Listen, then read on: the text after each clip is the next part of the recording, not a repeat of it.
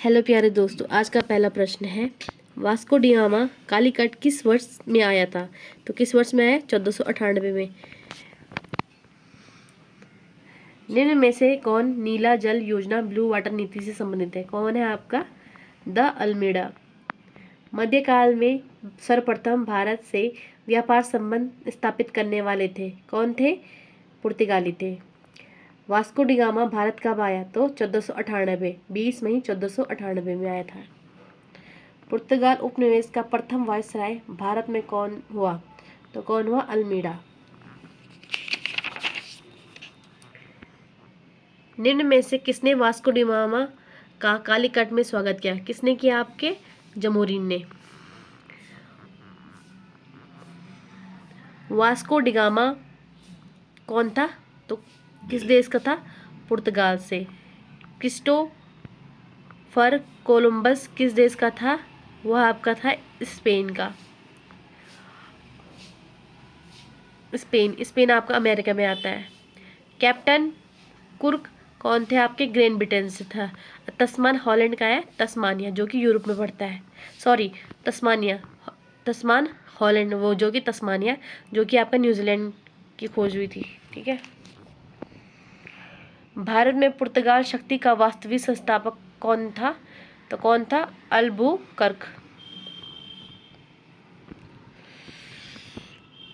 भारत में यूरोपीय शक्तियों के प्रवेश के संदर्भ में निम्न में से कौन सा कथन सही नहीं है? तो कौन सा नहीं है? पुर्तगालियों ने 1499 में गोवा पर कब्जा कर किया था।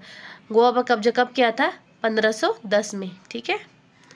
और अंग्रेजों ने अपना पहला कारखाना दक्षिणी भारत में मछलीपट्टनम में लगाया, ये भी सही है। पूर्वी भारत में अंग्रेजी कंपनी में 1933 में उड़ीसा में पहला कारखाना लगाया, ये भी सही है। डोपले ने नेतृत्व में फ्रांसीसियों ने 1746 में मद्रास पर कब्जा किया था, ये भी सही है। पुर्तगालियों ने भारत में निम्न में से किस स्थान का प्रथम दुर्ग का निर्माण किया था? किस स्थान का प्रथम दुर्ग का निर्माण किया? कोचिन। किन यूरोपियों ने भारत में प्रथम तो सामुदायिक व्यापारिक केंद्र स्थापित किए थे? किसने किए थे? पुर्तगाली ने। बंगाल की निम्नलिखित फैक्ट्री में से एक जो पुर्तगाली दारी द्वारा स्थापित की गई है कौन है? हुगली। ठीक है। पांडुचेरी वर्तमान पुडुचेरी के संदर्भ में निम्न कथनों पर विचार कीजिए। तो पांडुचेरी पर कब्जा करने वाली पहले यूरोपीय शक्तिशाली कौन थी? पुर्तगाली थी। ये है पांडुचेरी पर कब्जा करने वाली दूसरी यूरोपीय शक्ति कौन सी? फ्रांसीसी नहीं थी। कौन थी आपकी? डच थी। ठीक है। अंग्रेजों ने कभी पांडुचेरी पर कब्जा नहीं किया, ये किया है पांडुचेरी पर कब्जा अंग्रेजों ने। हुगली बंगाल की खाड़ी में समुद्री लूटपाट के लिए किसने अड्डा बनाया था? पुर्तगालियों ने। निम्न में से कौन कलकत्ता का संस्थापक था? तो कौन था आपका? जॉब चौनोक। कलकत्ता किसने बसाया? तो वो जॉब चौनोक ने। भारत के साथ व्यापार के लिए सर्वप्रथम संयुक्त पूंजी कंपनी किन लोगों ने आरंभ की? तो किसने की? भारत के साथ व्यापार पूंजी कंपनी किन लोगों ने आरंभ की? तो आपके डच ने की। निम्न में से कौन सा एक सही है? तो कौन सा इसमें सही होगा? आधुनिक कोची भारत की स्वतंत्रता तक डच उपनिवेश था। डचों ने पुर्तगालियों को पराजित किया और आधुनिक कोची अपने फोर्ट विलियम्स के निर्माण किया। यह आधुनिक कोची पहले डच उपनिवेश था जिस पर भारत में पुर्तगालियों पर अधिकार हो गया। यह आधुनिक कोची कभी भी ब्रिटिश उपनिवेश का भाग नहीं था। तो कौन सा सही है इसमें?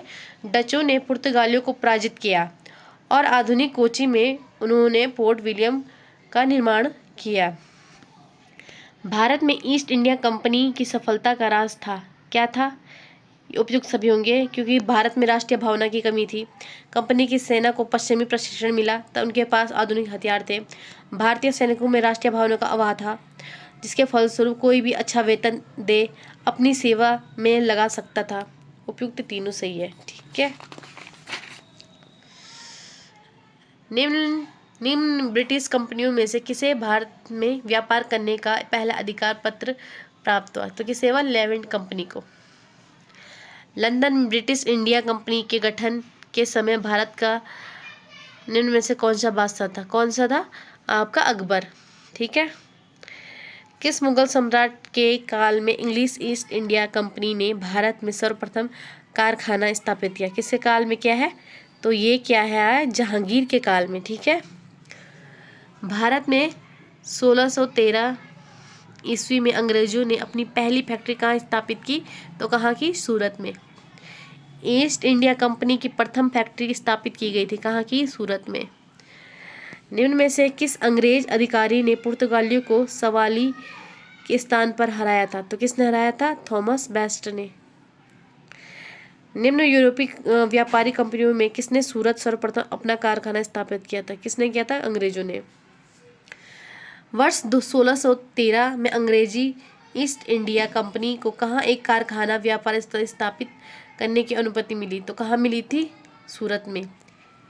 ईस्ट इंडिया कंपनी के प्रारंभिक दौर पर वेस्टर्न प्रेसिडेंटी कहाँ थे? तो कहाँ थे? सूरत में।